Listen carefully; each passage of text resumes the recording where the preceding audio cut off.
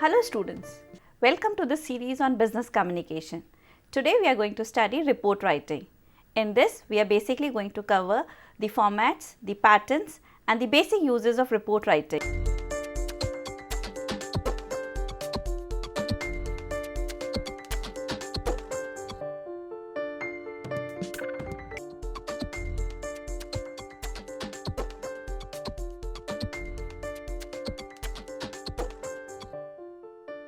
Report writing is an essential aspect of organization. It is essentially important because businesses have to carry their routine work and they have to communicate to the audiences and to the organizations, whether they are internal or external. Now, defining a report, it is a kind of a structured kind of an document where it is a response to a kind of a request, or it is something, account of something, or an answer to a question or a solution. Reporting is the lifeblood of an organization, because without reporting the organizations will not have the legal existence. It is a kind of a communication which basically gives a flow of ideas, thoughts and the work procedures to the people. It connects people and persons one to one and face to face. Reporting is important for the organization because it basically gives a legal existence. It increases the productivity. It basically emphasizes the uses of the product. It gives you a kind of a legal protection, analyzes the cost structure and basically gives you a kind of a chance which better promotes you in the organization.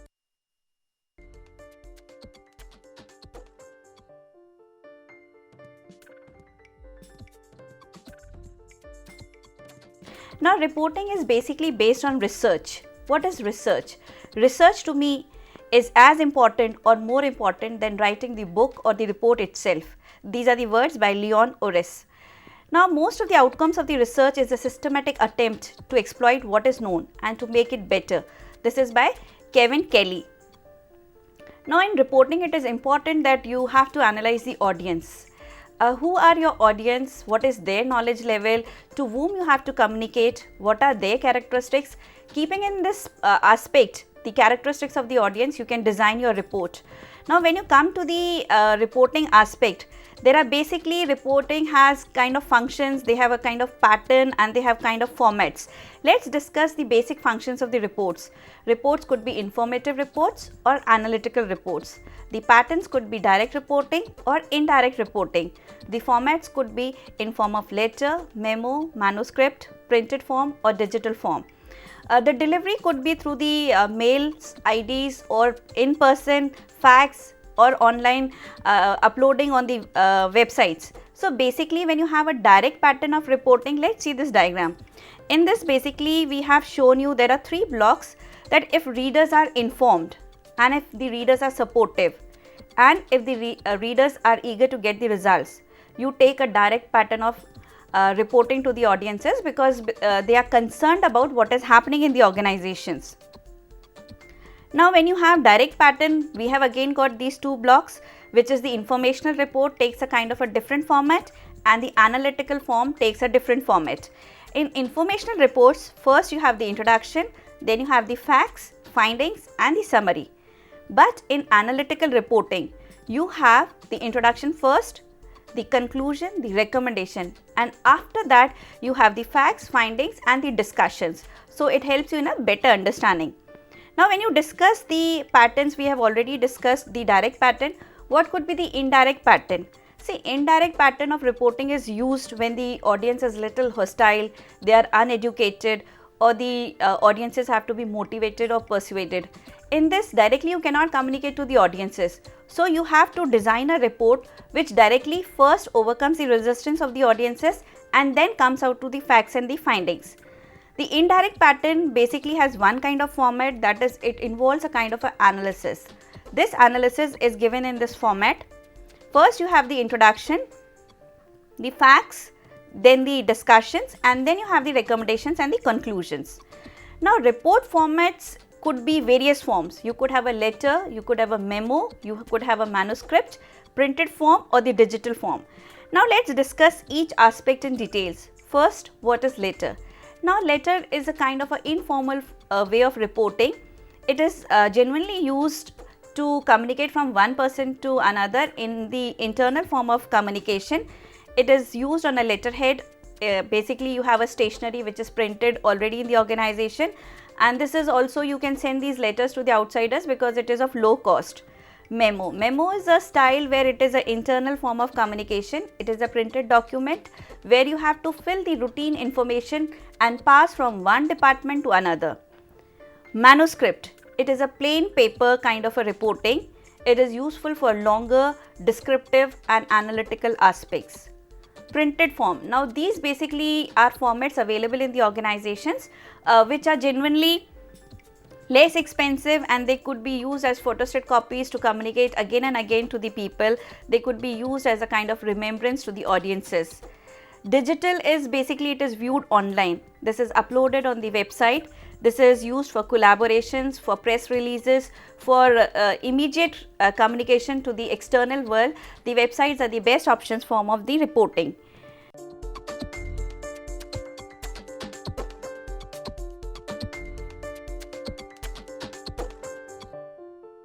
Now let's study, this is the second module, we will study the guidelines for developing the informal reports. Now what are informal reports? Informal reports are kind of structures of written communication which are genuinely internal form of communication. They basically try to solve a problem or a purpose. You have to gather a data, then organize the data, write the first draft and edit and revise and send it to the people. Where to gather the data from? You have to look into company records, make personal observations, use surveys or questionnaires, conduct interviews, or try to select printed material from books, journals, newspapers. And these resources basically are a kind of a secondary source of information. You have to develop an appropriate writing style. When you design informal reports, what could be your writing style? I've shown you this block which is beautifully giving you the characteristics of designing an informal report. First, let's see what are the uses of the informal reports. Basically, informal reports are short, they are routine reports, they are genuinely non-conventional reports, and most of the reports are for the company insiders.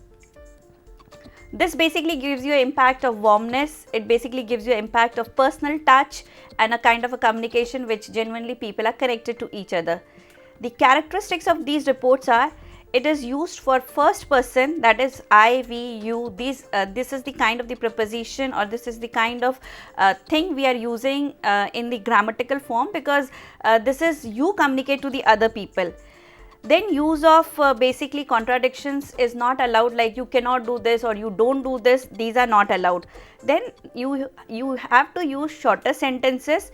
You have to use occasional humor, or basically it is a kind of a colorful kind of a communication which genuinely gets an easy acceptance from the people.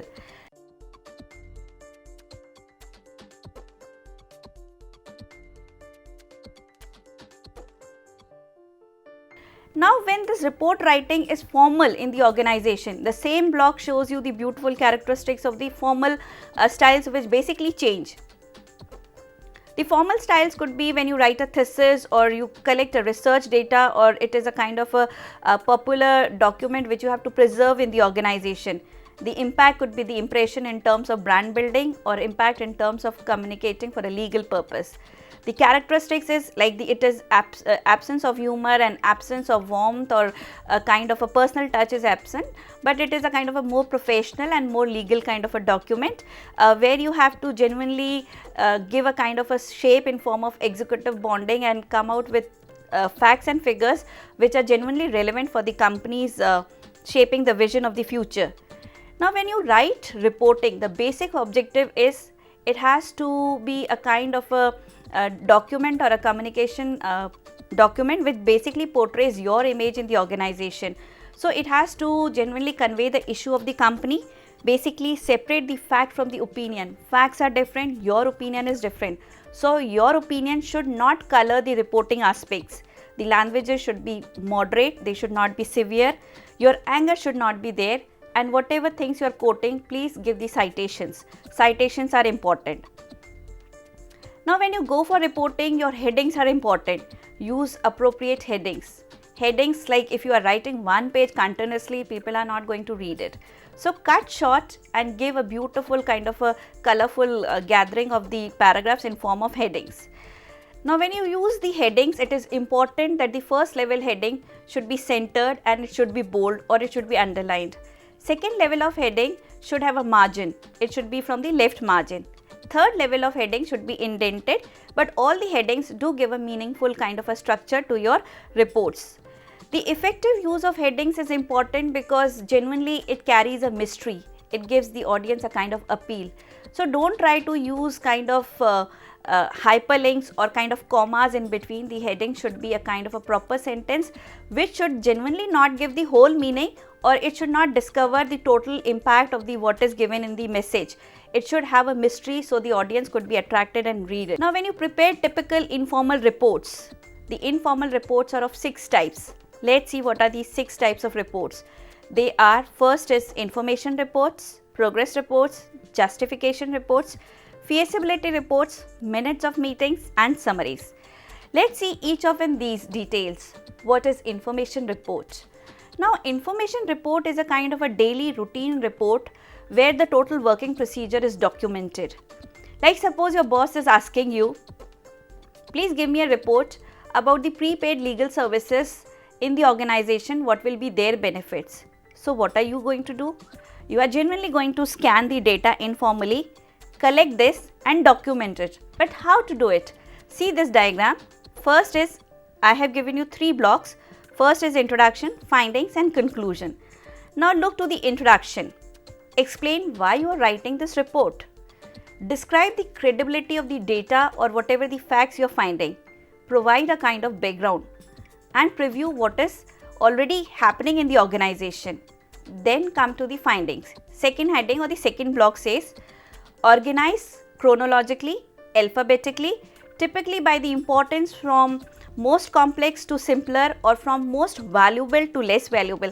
Now see, you have to have a kind of a sequence of ideas.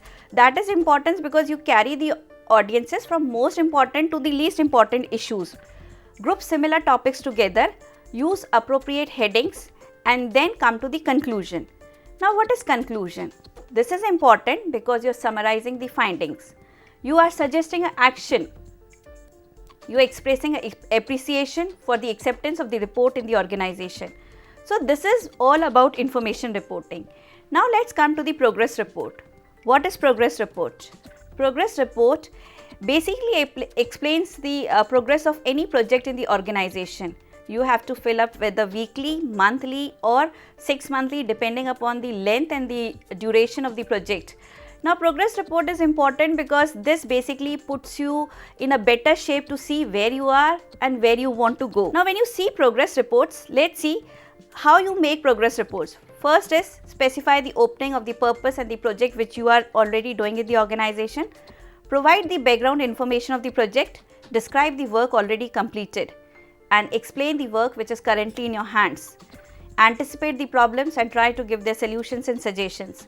Discuss the future also, what will be done in the next few months or what will be the last resort or the vision of your report. Then is the recommendation reports. Now what are recommendation reports? These are justification reports. Justification reports, that is you justify a strategy that this should be incorporated in the organization.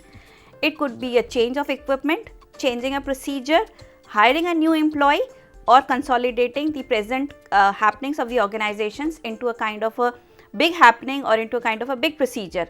Now this recommendation basically comes from the employees because they genuinely face problems in the organizations which have to be assimilated in their work procedures.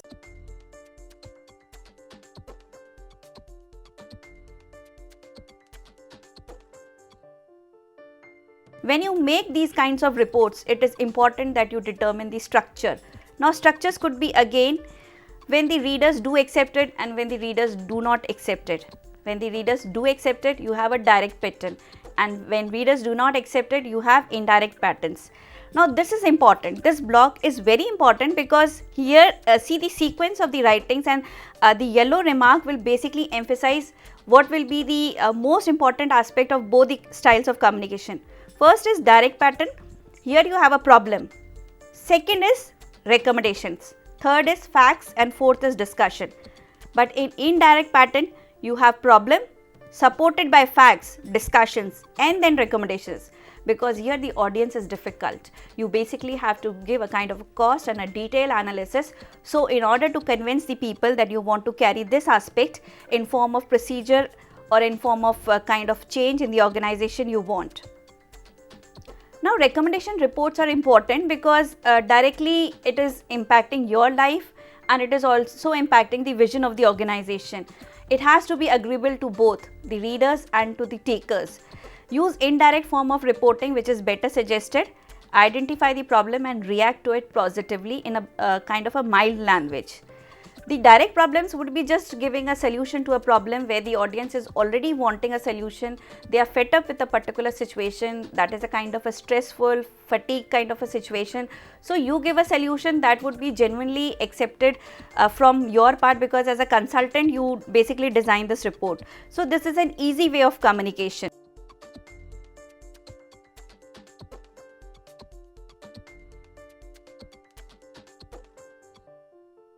Now let's come to feasibility reports. What is feasibility reports? Why feasibility reports are important? These are the basic viability reports. They basically give you the sustainability of a particular project into the organization. Whether this project will be actually happening in the field situation or in the actual life, what will be the pros, what will be the cons, or what will be the problems which you will face is discussed in the feasibility report.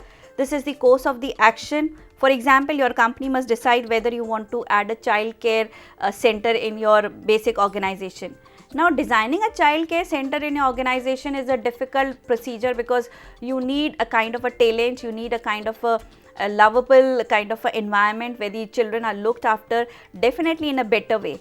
So you basically try to build up this report by first announcing your decisions immediately. Then you give the background and the basic factual information. Why do you need a child care center? Give the benefits of your proposals. Describe any problems which you face, and then what will be the solutions if the problems arise, what will be the cost aspect, and how in longer term the vision of the company would enhance. Then come to the reporting in form of designing the minutes. What are the minutes of meetings? Meetings are an important part of the organizations, and every day you do face a kind of a situation where do you organize meetings. But unnecessary wastage of time talking to people would genuinely land you up in problems. Meetings are legally important for the organizations. They have to be recorded, they have to be summarized, because they give you protection, they basically give you solutions to most of the problems in the organization.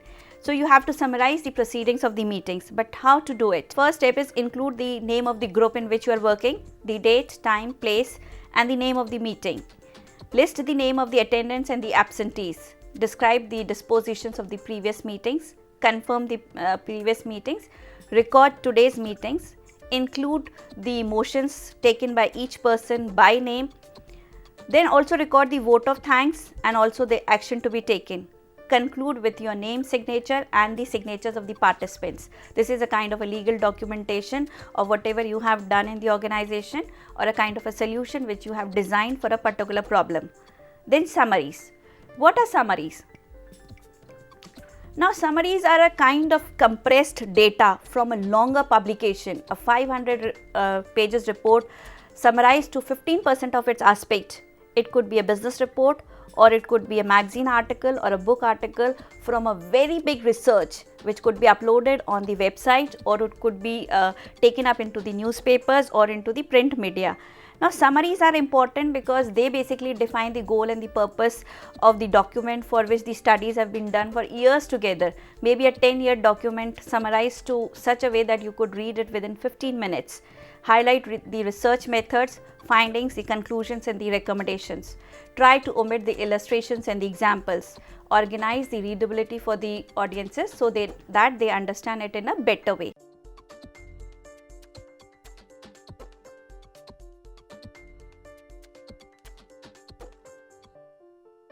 Now let's see what is the critical success in your life which you get out of reporting.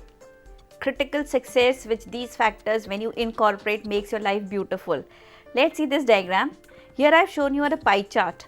70% how you communicate it, and 30% of what you know. So the majority of your perceived ability basically comes from how you communicate.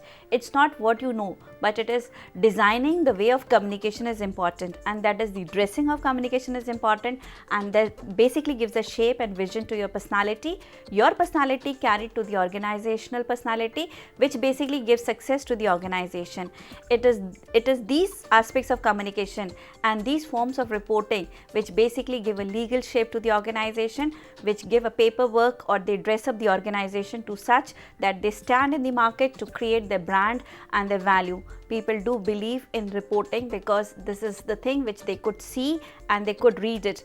Otherwise, the abstract values and visions which are inside the employees and the emotions cannot be depicted only by verbal communication. It is this written document which basically shapes the basic aspect of the inner aspects, or it is the inner brand, or it is the inner goodwill of the company which is carried in the reports. Good reports are important assets. They go a long way in designing the shape and the value of the organization. Thank you, students.